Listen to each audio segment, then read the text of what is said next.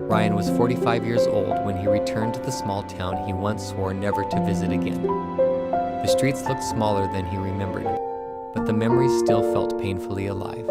20 years earlier, Ryan had left town after a terrible argument with his father.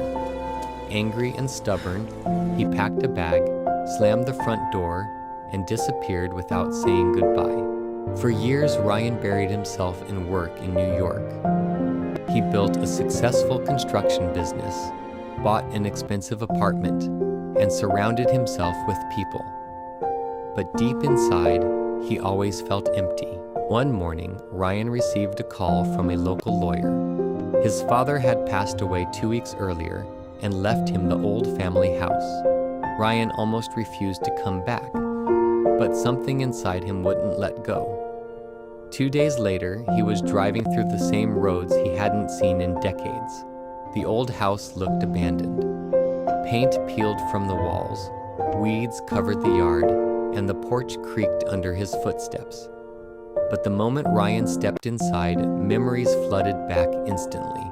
In the kitchen, he found his father's old coffee mug still sitting near the sink. Ryan stared at it silently for several seconds before sitting down at the table. While searching through drawers, Ryan discovered a small, unopened envelope with his name written on it in his father's handwriting. His hands trembled as he opened it. Inside was a short letter. "Ryan, I know you may never come back, but if you do, I hope one day you understand that I was harder on you because I wanted you to become stronger than I ever was." Ryan continued reading. "I was proud of you every single day, even when we stopped speaking. For years, Ryan believed his father hated him." Sitting alone in that old kitchen, he suddenly realized how much time they had lost because neither of them knew how to say, "I love you." That night, Ryan stayed in the house instead of returning to his hotel. He walked through every room slowly, remembering birthdays, arguments, Christmas dinners, and simpler times.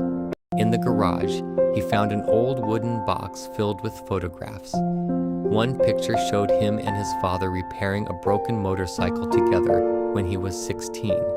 Before leaving town, Ryan made one final decision. Instead of selling the house, he started restoring it little by little. Months later, the lights inside the old home were shining again. And for the first time in years, Ryan no longer felt like he was running away from his past.